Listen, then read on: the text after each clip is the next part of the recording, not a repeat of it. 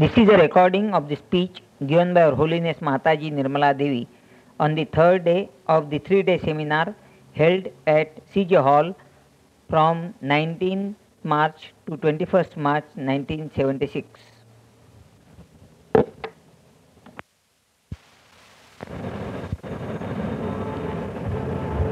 I thank you very much, all of you, my children, for celebrating my birthday. It is such a rare occasion to see the children treating the mother so kindly in this Kali Yuga. This is the sign of the advent of Satya Yuga. This is the sign that people are definitely understanding the value of something that is abstract, noble, and supreme. Otherwise, mother is always taken for granted. She doesn't ask anything from her children. She just loves them and looks after their well-being, and all the time what she asks is their kalyan, is their salvation.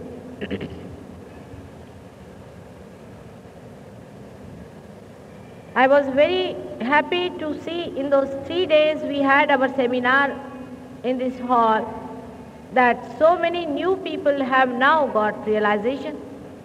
The vibrations have started flowing from their fingertips. For the first time they have felt that there is something beyond them, that there is something that is flowing through them, that they are much more than what they have been before. Now we have to know that these vibrations are nothing else but is a rapport, is a communication with the God Almighty. He has no words, for human beings have created this language. These vibrations are telling you something by which you will know what He wants you to do. For example, when I am speaking on this mic, if there is a sound coming, then the technician knows that this is what is wrong with this mic and he corrects it. In the same way, when the vibrations are flowing from your fingertips, when you look around, when there is a thought coming in you, when you come in contact with other people, and when you are not being able to decide which is right, which is wrong, the vibrations tell you whether it is right or wrong. You know it very well that in this world of today there are many Rakshasas who have come in the garb of godly people. But they are not. And ultimately the court of law finds them out. But with vibrations you can find them out in no time. Immediately you can find out which man is real and which is not. Not only that, but you can find out the physical problems of the other person. You can find out the mental problems of the other person and also the spiritual problem of the other person. Because now you have become a member of that universal being, that Virat Swarupa, who is the macrocosm and you are the microcosm. Means you are the part of that body, you are the cell of that great cell which we call as Virat. Now how are you to communicate? It is through these Chaitanya vibrations. These tell you what God wants you to do. It is very difficult to remember that whenever you want to do something, whenever you want to judge someone, whenever you want to know what is the will of God, so many Sahaj Yogis also forget that they must see the vibrations first. If I am telling you any lies, or if anybody is telling you any lies, immediately you can make it out on your vibrations. They are so sensitive and all the time so very alert. It's surprising how they act. It is for the first time such a large number of people have felt them. Because as I told you before, it is the blossom time. But it is the first time that a human being can give something to nature. So far, the nature has been providing the human beings with its bounties. But now it is the human beings who can give something to nature. I went to Rahuri, where there is an university where they are using these vibrations for developing some crops.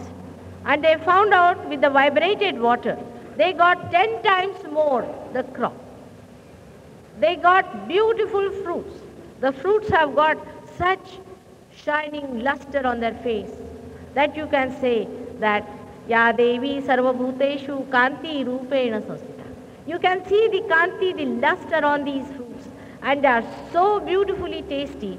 One papaya was given to me, and when I brought it here, after 3 days also, it had not lost its taste nor its luster. It's such a fantastic thing that has happened, that you can, with your vibrations, can give it to nature and make the nature feel the divine within itself. Now, what is the scientific thing behind it? Let us see that. The scientific behind all this is that we are not only electromagnetic vibrations. We are not only dead things. We are living beings who think, who understand, who plan. But we are not integrated.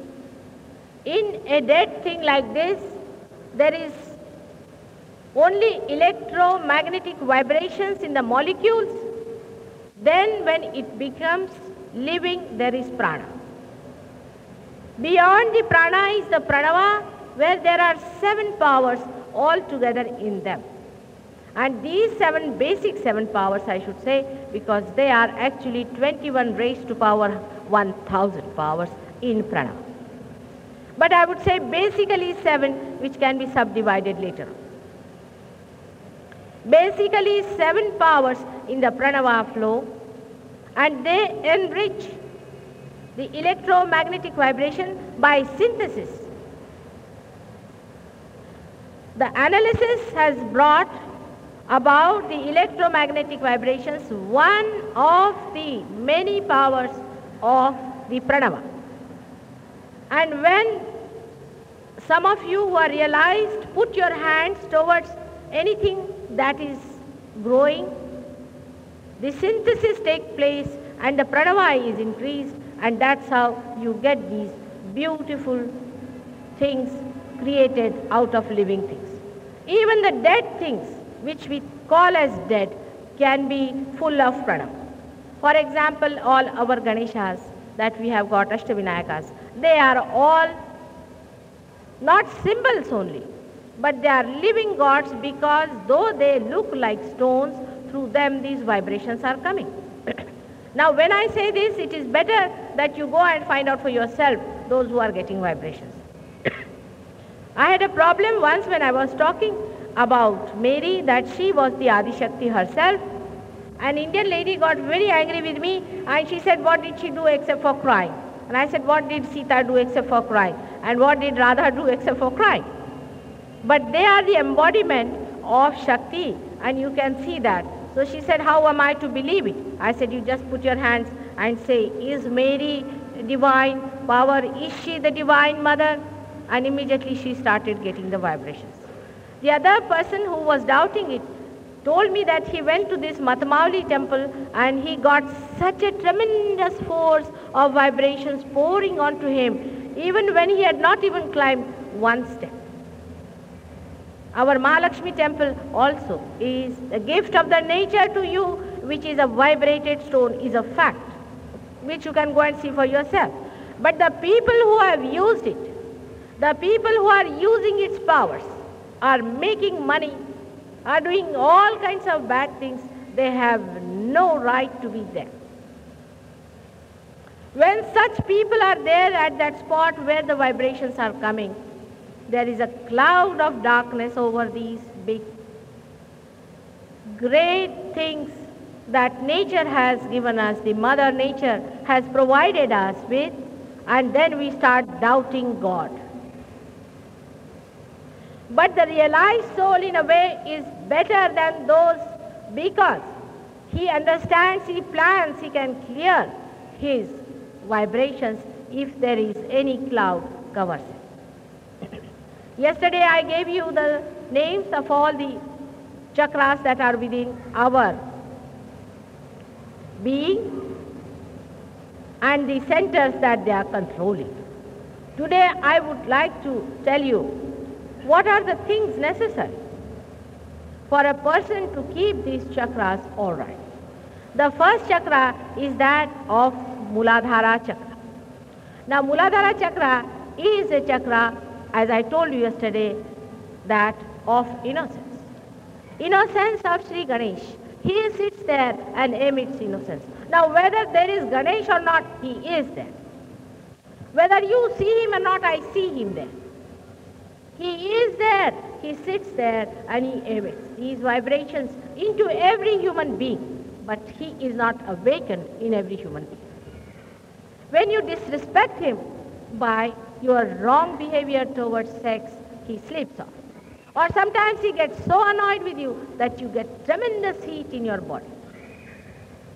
I have told you how yesterday the Tantrikas are trying to displease Sri Ganesha to see that a person gets rid of Sri Ganesh and they use him for his purpose. So you have to be an innocent person. A cunning person is the greatest foolish man ever going round. If he thinks by becoming cunning he has earned anything, he has earned nothing but a real passport to hell. There is no need for human beings to be cunning. And this worldly wiseness, so-called, has led human beings nowhere in the world. Let God look after you. It is He who does everything for you. And once you know this fact, you become innocent, absolutely innocent. You are most unprotected to look at, but you are the most protected person because Sri Ganesha himself is looking after you. Innocence is the substratum of your religion. It is the substratum of every personality. The person who doesn't know what is innocence is a useless fellow. Absolutely useless. He cheats this man, he cheats that man. He thinks he has earned a lot of money. He has got a big name in the public. People think no end of himself. Even in the practical sense, you just think of it that no such man is hidden from the public eye. People know that he is a cheat. They know that he is a dishonest man. They know that he has been cheating each and every person. He may cheat for a while here, he may cheat for a while there. But I have not met one man so far who has been a cheat and who has carried away with it, even in one lifetime. The cheating, I'm not saying anything that is political, but cheating within yourself. You are all the time cheating yourself. If you are cheating others, nothing is gained, but actually you are cheating yourself. You are losing all the chances of your ascendance to the divine, to the blissful life of a saintly personality. If you have made laws, actually it is the idea of keeping human beings away from that kind of a behavior by which they not only have a very bad time on this earth, but also in the later life when they go to hell. An innocent person may be troubled by others. People think an innocent person is always troubled by others. Is a wrong idea. You do not know how God helps us. You just watch and see after your realization that at every step you'll find there's a help coming from somewhere and how you are helped. Of course, my life is full of such experiences. But even so many of those who are realized can tell you how God has been helpful to them and how He has guided their path with His intelligence. His intelligence is the source of all the intelligence of the world. And when you depend on His intelligence, He guides you. He looks after you, every need that you have. So the people who say it's no use being innocent, I have to tell them one thing, that you do not understand. You are still blind. You have not yet felt that your Father is such a kind Father. He is looking after you. And I thus say there are two types of sins we are committing all the time. One is the sin against the Father. When we feel so insecure in life, whatever you may have, you feel insecure. When God has given us such bounties, just think of what things He has given us, how He has made this beautiful earth for you, how He has adjusted this earth, the way it is going, the way it is moving, the way it is flowering, the way it is giving you all that you need. It is you, the human beings, have made the misery here. And such a God is going to look after you as long as you depend on Him entirely and believe in Him that, oh Lord, you are our Father. Look after us. Give us this day our daily bread. This is the sin we are committing in this country. In the West, we are committing the another type of sin which I call the sin against the mother, where we do not understand what is our sustenance. We do not understand what we have to respect, what are the things which are sublime in life, where we have to respect our chastity. We have to respect our pavitrata, the holiness within ourselves. These are the two types of sins I describe them, which both are managed by Sri Ganesha only. If you could know how to be innocent, you will never commit any sin against God or against the mother.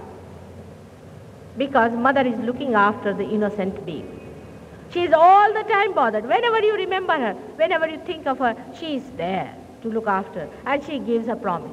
She gives you her protection. You feel her. You feel her being around you all the time, protected. Just like her achal, her sari covered the little child near her heart. And she looks after you. It is a sin to all the time feel insecure, because your Father is almighty. He can look after every small thing that you have and every big thing that you demand. He is there to look after. But if you ask Him for something that is so tuchha, so useless, He is a Father who has an intelligence, who understands. He is not going to give you something useless. He is going to give you something eternal. You ask for the eternal, and there you'll find everything being fulfilled. You become yourself the king. You yourself become the Badshah if you can rise over this fear of insecurity. This fear of insecurity is very much in this country. I find every third person suffering from it. You may give them realization. Still, this problem exists. Nobody seems to be satisfied. Nobody has samadhan. Whatever you have got, you have no samadhan. Now just watch around yourself. You have got a wife, you have got children, you can go out, you can play around. Now why should you not have samadhan? Now people will immediately get up and say, what about the poor people? I'm thinking about you. You don't put your attention to something else where you are not going to help. Actually, if you become realized, you can remove the poverty of this country in no time like that. Only through realization you can remove the poverty of this country, not otherwise. Because then the bounties of Lakshmi, which rests on the third chakra, as I have told you, on the third chakra of Nabhi, is awakened. She is awakened. I have told you about Lakshmi, how she is. But what should we have for the temperance? What should we have for this chakra to be all right? I had said that this chakra is for your sustenance, for your dharma. Now what is your dharma? I find a man here who is torturing other people. He is troubling other people and he wants, mother, my child is very sick, you must cure him. Why should I? What is your bank balance with your God that I should cure that child? Mother, you must do good to my child. Something is wrong with him. I am very upset. This has happened, that has happened. Why should I do it? Why should God worry about a person who has no dharma, no love for other children? Whatever good you do today, your children are going to reap it. And not only children, but in future, the whole world is going to reap. Any saintly person, he may live in the forest, his good deeds, his good thoughts, and his good vibrations have always enriched this Mother Earth, and because of that, she has been able to bear the heavy weight of the crooked. The egoistical people who think no end of themselves want their children to be so obedient. They will smoke, they will drink before their children. They will have no dharma of any kind, no maryada of any kind, and they would expect their children to be the best citizens ever born. How do you expect that to happen? For the Nabhi Chakra, what you should do? Today somebody asked me, Mataji, everybody's Nabhi is caught, what should we do? Nabhi Chakra is the most important chakra in a human being. And Nabhi Chakra represents 10 petals. There are 10 subplexuses to the solar plexus, which is controlled by Nabhi Chakra.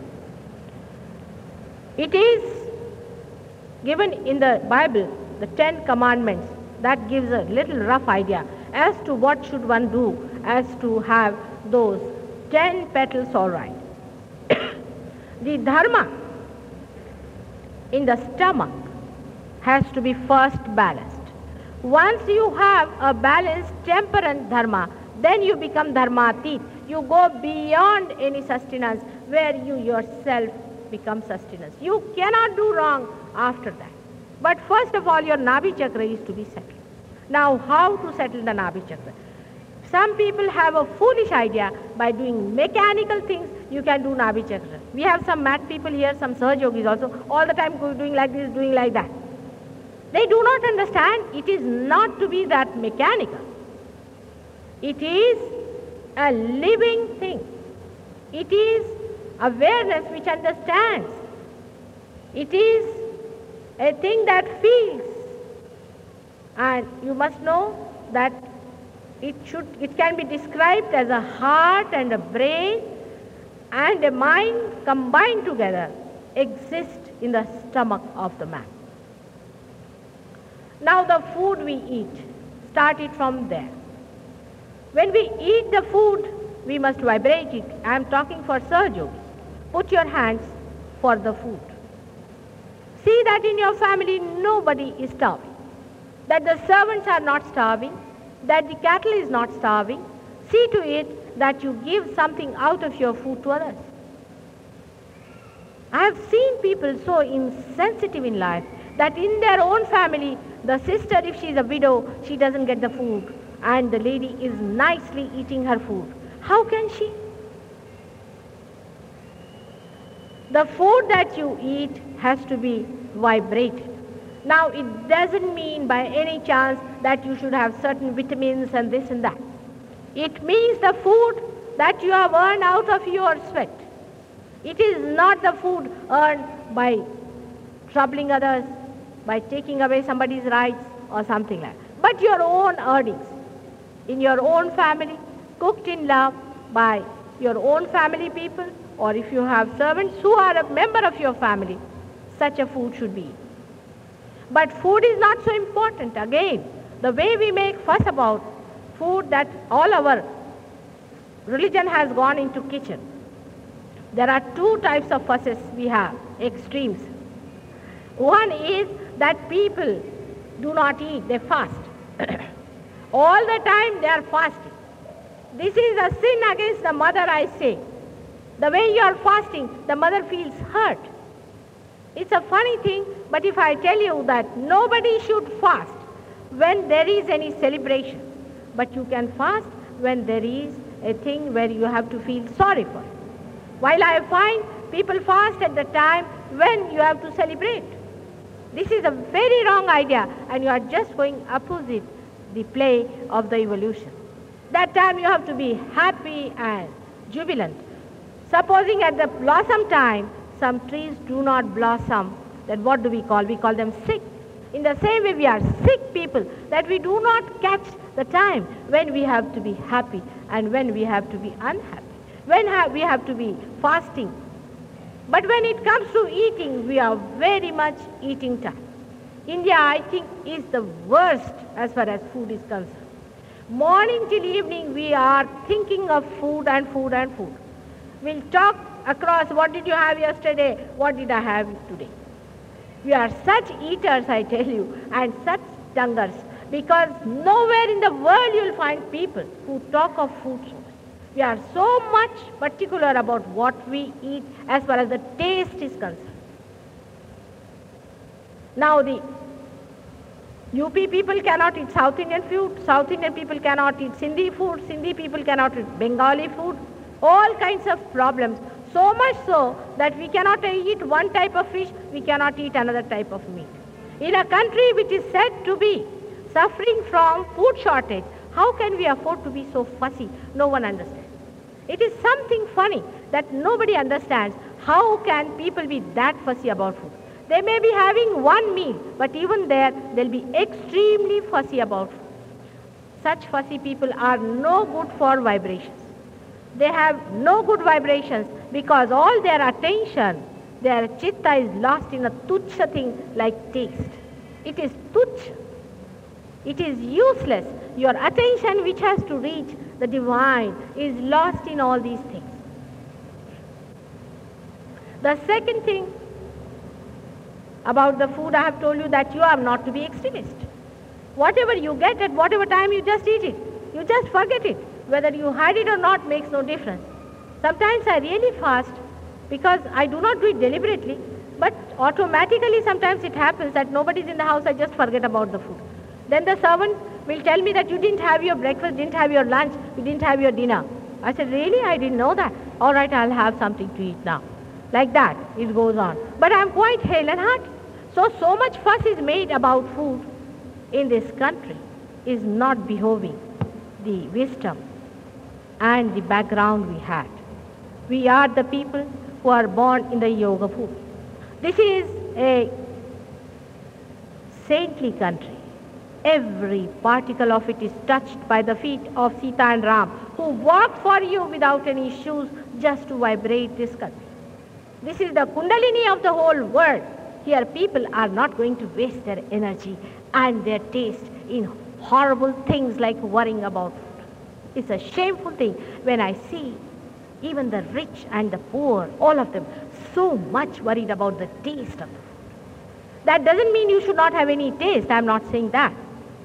Of course, you all have too much. So it's better to say that you shouldn't have any taste.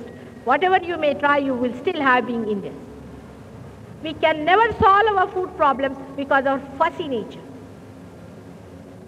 And we boast of it. मला हे आवडतच नाही.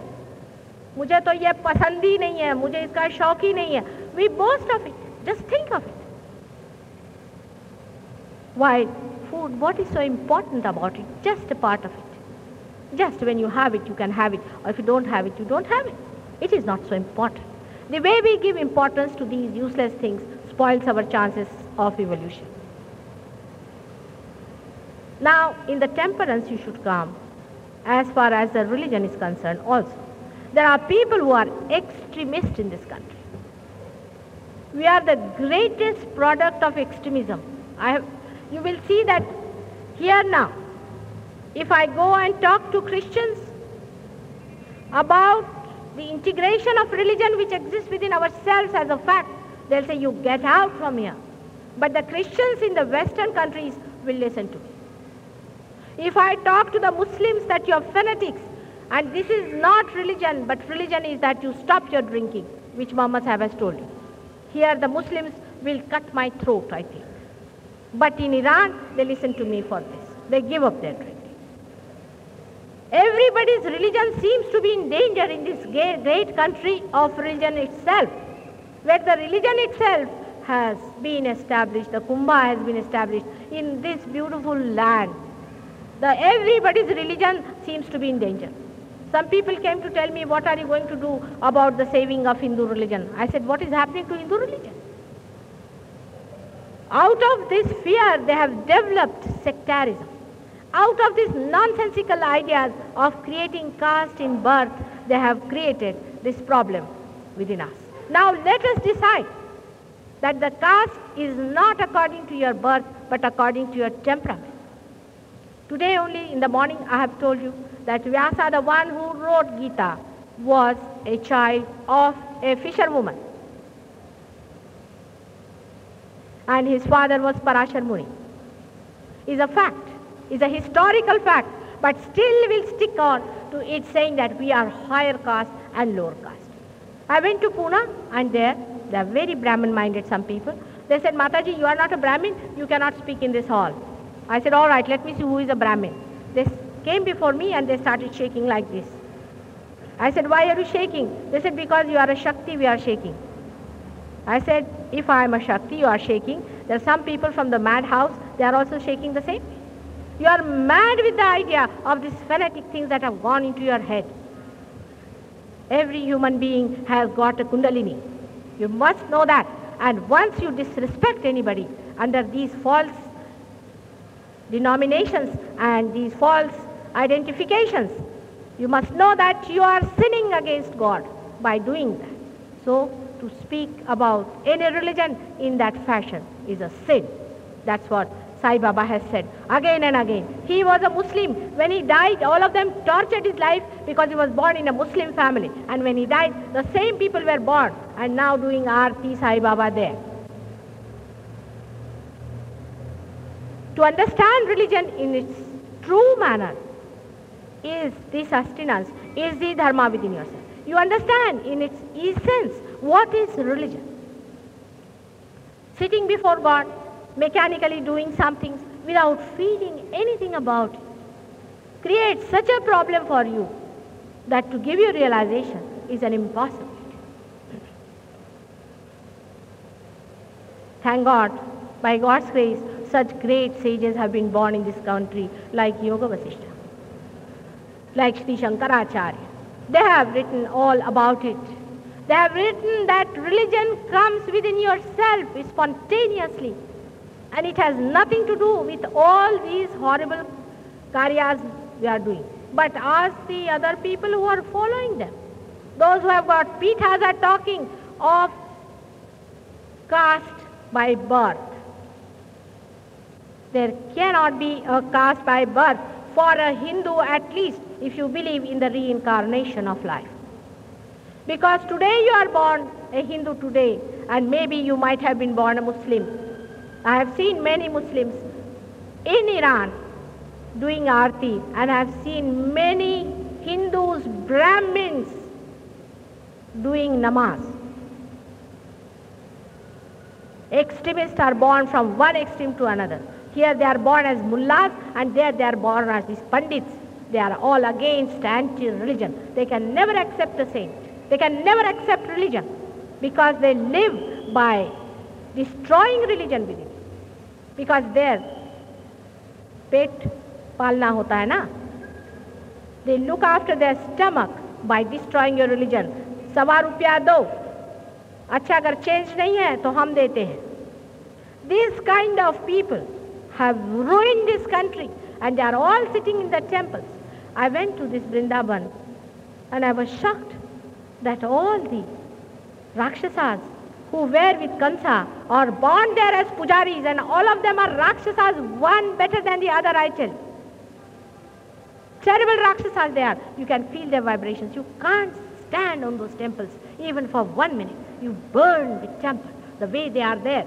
They are the most hated people at the time of Krishna, and today they are the people who are looking after the temple of Sri Krishna.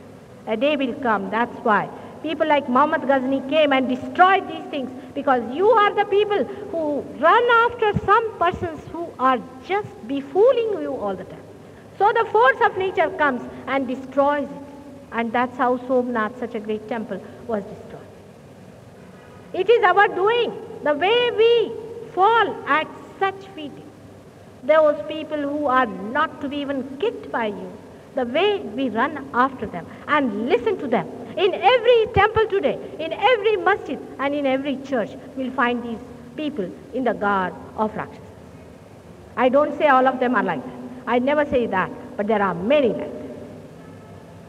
Now for you to decide, when you are realized you have got vibrations, when you go to temple, first of all feel the vibrations of the deity. Just you are not concerned with anybody else but the deity. Then you are concerned with the person who is sitting there and who is putting the tilak on you. You don't allow anybody to touch your agya. It's a very important point that everybody is putting here. From the very beginning, when the child is born, I have seen my own daughter's delivery, that the lady who came to give a bath to the child was working on the agya very nicely. I told her, you dare not touch her head. When they put their hands on this chakra from the very childhood, imagine what is the plight of the child. Then in the temples you go, in the churches you go, you take blessings from those people who are unauthorized, and what they give is nothing but a devil into you. So in religion also you have to be alert. And for that alertness, God has given you these vibrations.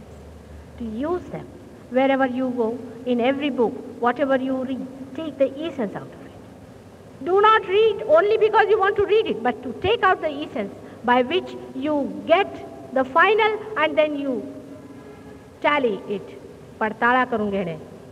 You must tally it, whatever you have known before, is it coming true or not? But if you start sitting on the outside of this hall, reading Mataji Nirmala Devi's program going on, and reading the advertisement there, and sitting down there, and thinking that you are attending my program and also getting realization, then how to describe it? So for religion, you have to be extremely alert, and for that you have got these vibrations to know what is religion.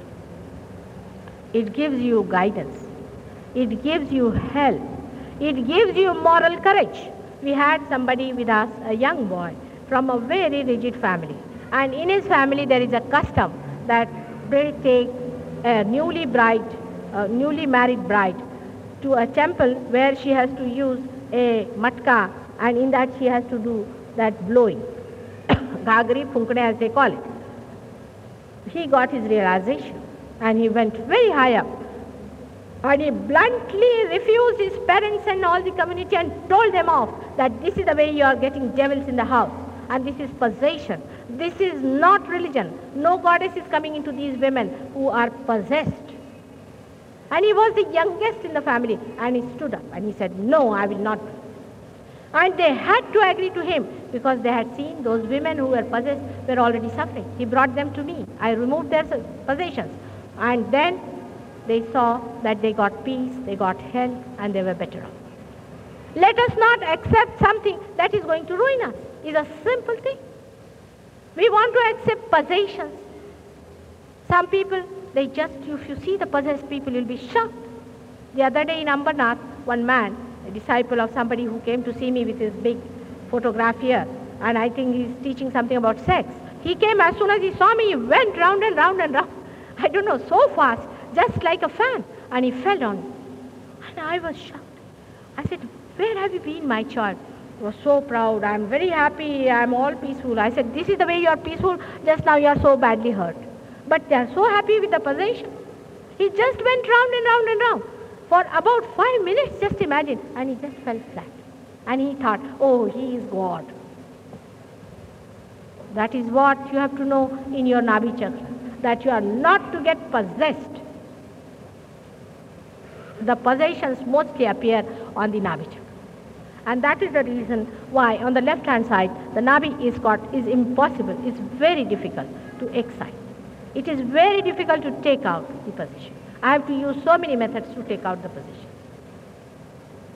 The people do not believe in possessions. We had a very learned and a very well-posted gentleman who came to my program, and he started just feeling like that before me. He said, Mother, what is happening to me? I said, will you believe me if I tell you there's a possession in you? He said, I do not believe in a possession. I said, you don't believe in it, but you have it. You'll have to take it out. If you do not take it out, you'll have this problem. But he says, I have this problem only with you.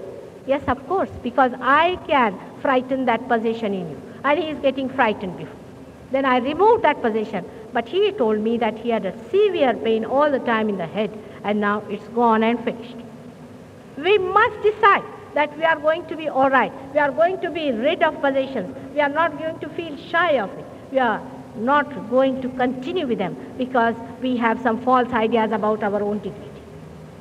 There is no dignity in being dominated by possessions. So the Nabhi Chakra is very important when you eat your food or when you try to bend before anybody like that, or if you have extreme ideas of religion, if you fast too much or indulge too much, if you drink, then of course Nabhi Chakra is definitely spoiled. Too much drinking is a difficult case, but if you are slightly drinking, you can get realization and the drinking drops out, even your smoking drops out. There is no prohibition for a person who comes to Sahaja Yoga. But after coming to Sahaja Yoga, after receiving this, you must know that drinking is the greatest foolish thing that man has ever discovered. Even worse than atom bomb. Even atom bomb could be controlled. But this horrid thing that was discovered, I don't know how, by fermentation or whatever it is, when it started working into you people, it has spread like that, like a possession.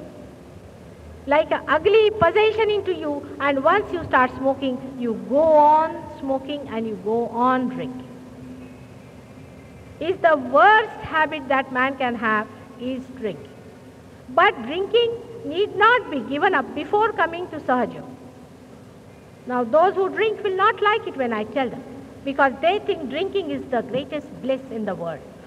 Even we have written poetry on drinking, but drinking is against your religion. It takes you away from your awareness. I am telling you the truth. For that you should not feel bad. Now we have other chakras here, which is, I have avoided the second chakra, which is known as the Swadhisthana chakra, because it looks after itself. It's the creativity. And the creativity that flows into you, the planning that comes to you, the thinking that comes to you is through this chakra. And for that chakra, you don't have to do much, because it is worked out by itself. But sometimes that also goes upset because of over creativity or a feeling that I have done this, I have done that.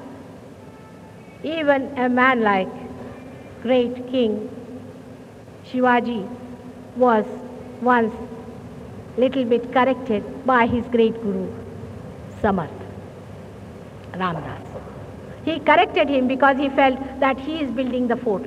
This little idea went into his head and he immediately came and corrected to him. And Shivaji, he was a very humble disciple. He accepted the correction. And because of that, he's so great. Never think that you are doing anything, but it is done by him. This is the best way to keep your Swadhisthana chakra all right. Everything is done by him. A vairagya, a kind of a detached feeling should be developed. But it is rather difficult. So through Sahaja Yoga, when you realize, then suddenly you become a detached person. That's why I do not insist too much on the Swadhisthana chakra, though it is very important after realization. After that is the chakra here in the center of the heart. Heart center is controlling on both the sides. One side it is controlling the heart organ, on the other side it is controlling Sri Rama's Maryada. It is Sri Ram who exists on the right hand side and it is Shiva who resides in the heart. So their qualities are managed by them. For Shiva you need not worry at all because Shiva is the existence. But those who are Hatha Yogis, who try too much of energy, too much of running about, too much of Atikarmata, such people suffer from the drainage from the energy of Shiva, and that's how they get heart attacks. Most of the Hatha Yogis who live in their mundane life, in their regular life of a householder, get this heart attack. A Hatha yogi has to live in the jungle. He has to live with a guru. With 6 things together, he has to work it out simultaneously. And that's why these people, when they get heart attack, you are surprised that they look very healthy, but how do they get it? So too much of strenuous exercises also are not good for this chakra. But in the center of this chakra is the most important thing is known as Sacred Heart, where Sri Durga, the Devi, resides. Durga Devi is the mother. She is the Jagadamba. She is your mother, and for you must know how to please your mother. Mother can be easily pleased. She is so easily pleased because she is always trying to make you happy. How to make your mother happy is she doesn't like that her child should take to things which are not good for him, or the child should starve himself, or the child should be unhappy. All these things work out here. So when you have a problem in this part, you should just say that, oh mother, forgive us because we did not know that we displeased you, and she is prasanna. This plexus is extremely important from Sahaja Yogi's point of view, because you have been realized through the motherhood. You have been realized through a special method of Sahaja Yoga. I told you yesterday that it was like the pattern of Sri Ganesh. So for you it is necessary to know that women are the embodiment of the Shakti. And your mother, if you disrespect her, she is not going to like you. You have to respect your mother. You have to respect sisters. You have to respect other women in this world. And you have to respect your wife. You have to respect the women because they carry the Shakti. But the women who do not carry the Shakti, the women who are ruined and spoiled, are not the women about whom I am talking. Such women are actually, you will be surprised, are the outcome of the foolish treatment of men who try to worship women who are bad. For example, in the West you find they worship women who are not at all Devis. They are not goddesses. They are in no way they can be called as something sublime. They are horrid. They are like Rakshasas. You see, now recently you have read about Elizabeth Taylor. You have read about this Jacqueline Kennedy. You have read about these women. How can you call them Devis? You cannot call them Devis. There is no Devi in them. The women have to be like goddesses. They themselves have to be goddesses, and that God gives them power to be that. All such women are respected, have to be respected. If they are not respected, then the prostitutes will come and rule you. Then the bad women will come and rule you. Then the Hidimbas will come and Shurpanakhas will come and they will try to spoil your family life. Always a goddess, a Devi should be appreciated and worshipped so that she generates her Devihood, her saintliness into other women.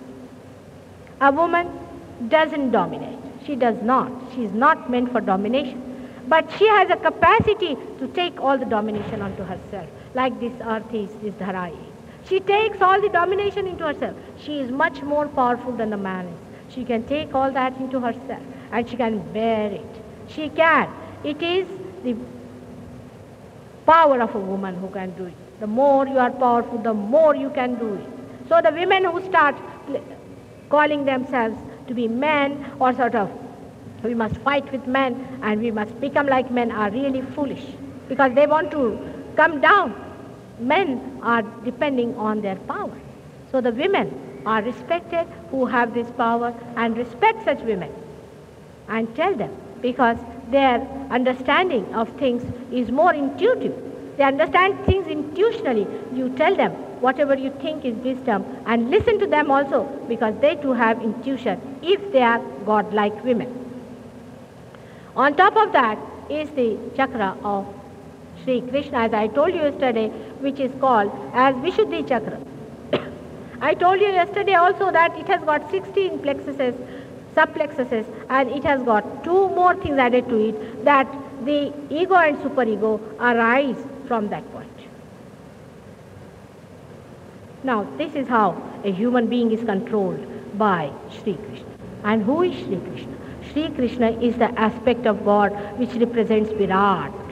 He is the great primordial being. He is the whole in which we are all there. So when you feel small, when you feel dominated, or when you dominate others, it is He whom you are insulting. It is He whom you are not paying any attention to. He is great, so why should you dominate anybody else? When He is great, why should you take domination from anybody else? The person who is balanced doesn't take any domination from anybody, neither allows anybody to dominate him. Now, in this case, one should understand that nobody can dominate nobody as long as they are one with themselves. Domination is such an artificial thing, outside. When you are powerful, you dominate in a way because you are so powerful, the power flows to others. But it is the power of love that flows. Sri Krishna's, the greatest thing of his life, the message of his life, of Sri Krishna is this. When Sri Krishna has said that the whole world is a Leela and you are a witness. This is the essence of his incarnation, that you are a witness, you are just a Sakshi of the whole play. That's why we call him as a Purna, as the complete incarnation, because he saw the whole world as a Leela. And he has told you that the whole world is a Leela. This is the essence of the Virat, who plays, who at his whim plays. He creates, he recreates, he destroys, he does it. He is the one who enjoys. It is he who feels. It is he who does. We are just watching as a witness. I have told this story of Radhaji, who was jealous of the flute. And she asked Radhaji once, Radhaji asked the flute, that why are you so near to his lips all the time? What is so special about you? So the flute answered, my speciality is that I have no speciality. I am a hollow personality. Because I am hollow, he plays through me very well. I do not stand anywhere in between. And when he plays, I do not destroy his play. I just watch. And I laugh at people when they say that I play, because they cannot see the great artist behind it.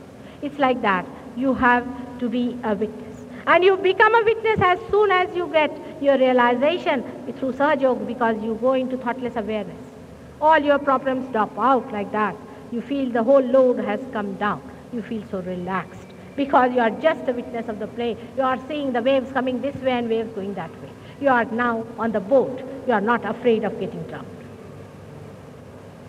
This is what he calls at the witness state, and that happens to Sahajogis, which they know automatically develops. With some people, they have to little bit assert themselves and to stand there and remember it. Now, of course, there are so many chakras, so I have to go in a very short way. We come now to the most important also, the chakra which we call in the brain, which is called as the Agya chakra. Now at this point, both the ego and superego are controlled like a screw. If you move it this way, it goes this way. If you move it this way, it moves this way. First, the superego was very much developed in the human beings. Then the ego started developing too much. And when it has come in the center, the thing has worked out. And you go beyond ego and superego, you cross here and you come up. And you see both of them going down. And then you become one with the ego of God. Then he works. You just watch. The whole thing, the whole Maya drops out. And you know it's a balloon that goes down. So the controlling point is the Agya, is very important. But we spoil our Agya by many things. First of all and the foremost is that concentrate on this point. I don't know who has told them this. To concentrate on this point is the worst thing that you can do to your Agya chakra, because all such people have spoiled their Agya. Agya should not be spoiled. Supposing we have to make a door. Now we start pushing on one side all the force that we have, then the main door is lost. The door is here, not here. So why to do this door first, I don't understand. What you have to do is to come up here and then through all these doors you have to go down. But actually we have broken this door and we are spoiled it. There are many ways by which we spoil our Agya, and the worst of all is through possessions. We go on catching possessions for everyone. Our eyes are responsible for that. Now you must respect your eyes. The way we move our eyes at every small thing that is going on, the way we call it the chanchalya, spoils the Agya. I always tell my Western disciples that put your eyes little down. When Lakshmana was asked to describe Sita ji, he said, I have never seen anything else but her feet, and so I only know what ornament she had on her feet. I would say like that, you have to put down your eyes and watch in such a way that your eyes are not all the time turning down. Not concentration, but a sublimation, a kind of a feeling, a respect for your eyes. Do not raise your eyes at every point. There is no need to raise your eyes, and it is a very good thing. It creates a great dignity in you. I am in London, and where I am living, it's a place where there are no Indians living, and they don't know even that I am Mataji or anything. But my habit of walking is that I always put my eyes down and walk. So you see, those people have started saying that this lady is something very unique because she never raises her eyes. We have seen her eyes are always down. Raising your eyes all the time and moving them upside down or on the sides is a very wrong thing. Out of that, so many bad habits, which we call as flirting and all that, has come. Keep down your eyes. And all the time looking at all the things that are displayed, these plastic shops that you have around. This is there, that is there, that is there. All the lalasa, everything goes through the eyes. So it is very important. If you want to control your thoughts, control your eyes. Doesn't mean that you concentrate, but keep it down. Keep it to the earth. She is there. She is your mother. She gives you that dignity. Keep the dignity of your eyes. It is very necessary because you lose all the luster of your eyes. You'll have all kinds of problems. Most of the people who are mad, I have found, they have their agya. I mean, 99.9% people have got a bad agya. If you want to keep your agya all right, please never allow your eyes to go very much.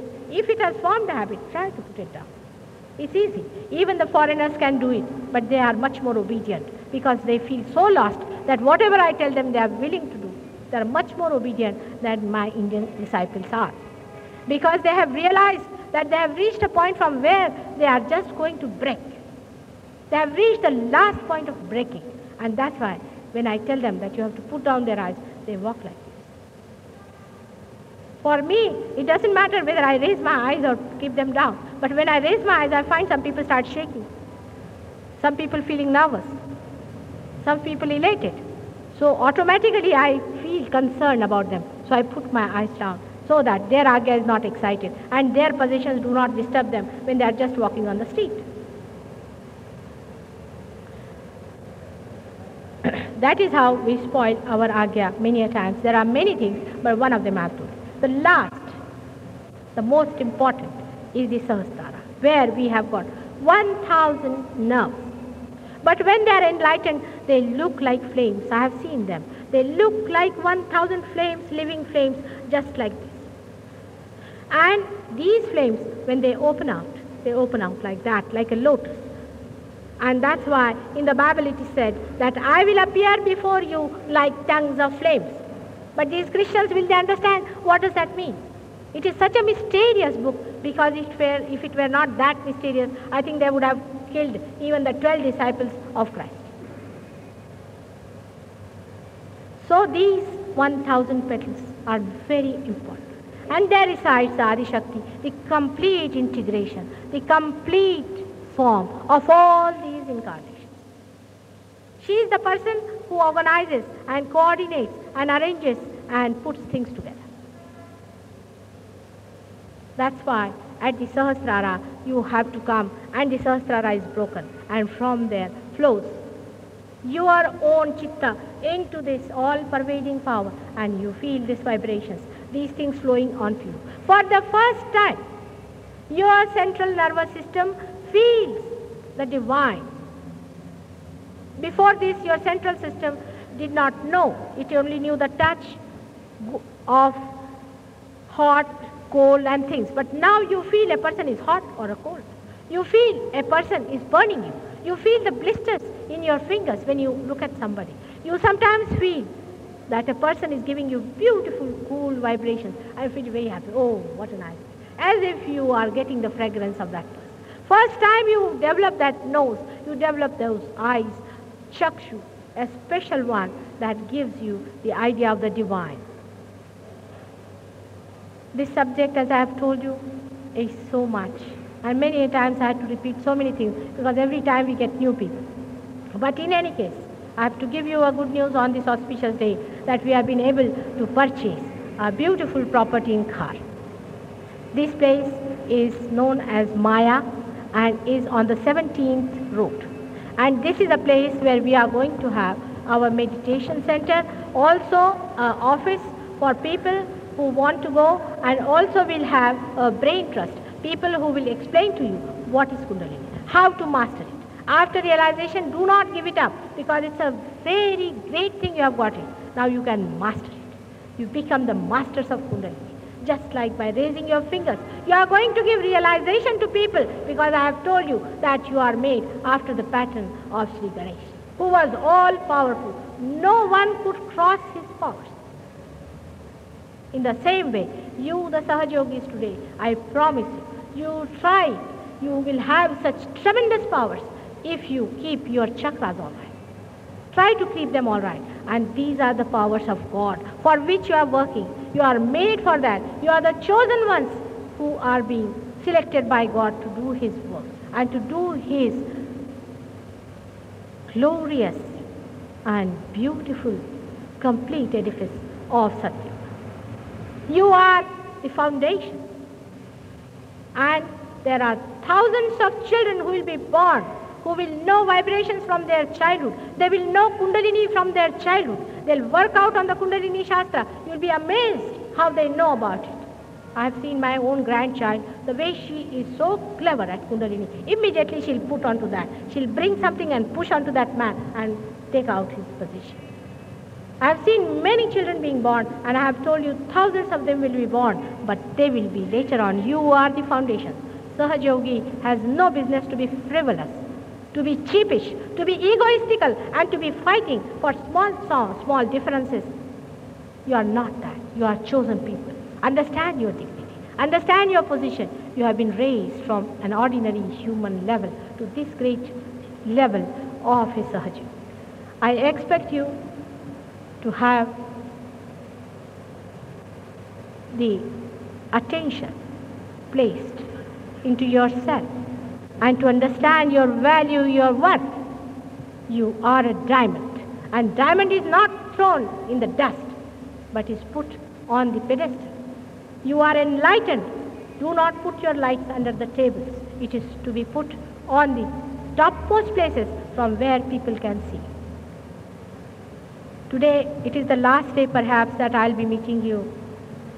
Now I'm going away from Bombay, and then I'll be going away from India about the 15th of April. I have given my maximum time to Bombay people in the whole world. Of course, I am now in London, supposed to be in London, but most of the time I'm traveling, and I'm traveling all over to meet my children all over.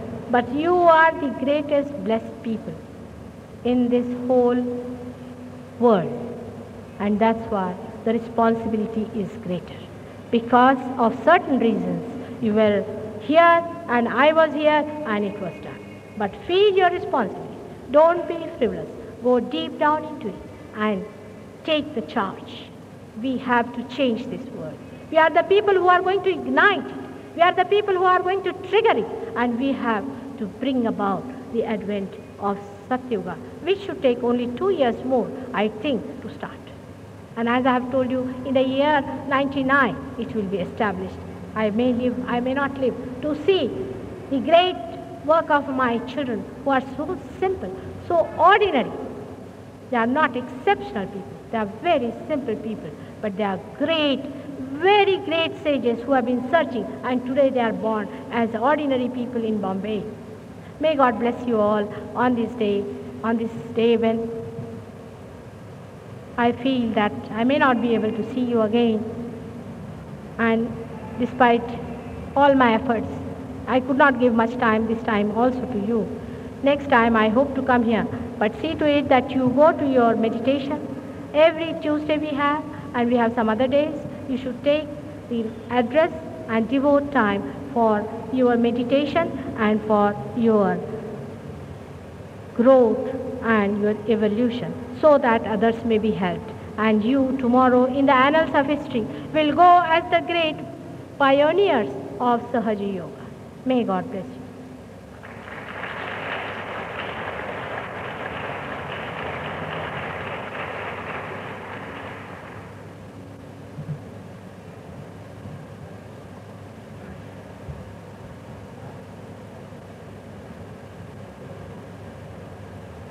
Justice Painter will speak a few words to you on this occasion of my life. Mataji, ladies and gentlemen, I do not know what to say, because we are all, those of us who can receive them, are drowned in the vibrations not only of the presence of Mataji, but of her divine word. I can only wish on this occasion many, many happy returns of Mataji.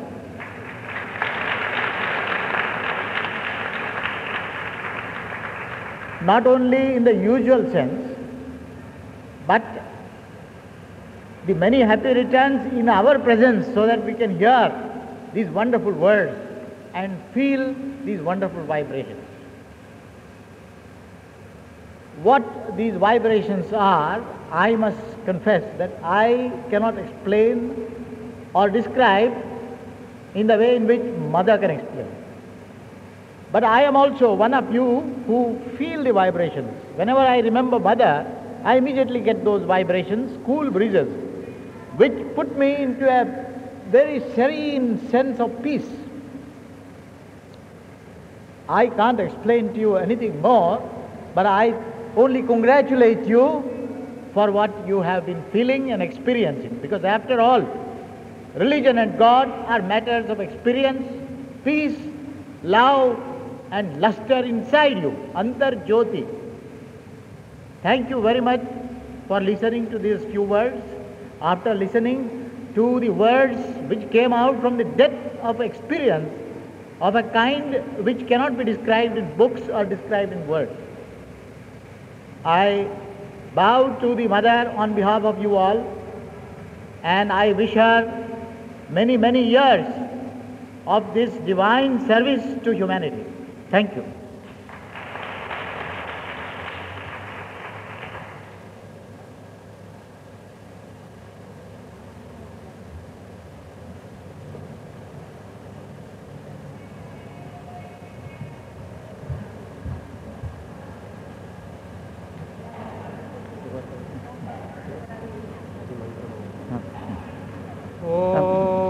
अभी हम माता जी की आरती कर रहे हैं। आप सब ध्यान में जाइए, कृपा करके ध्यान में जाइए।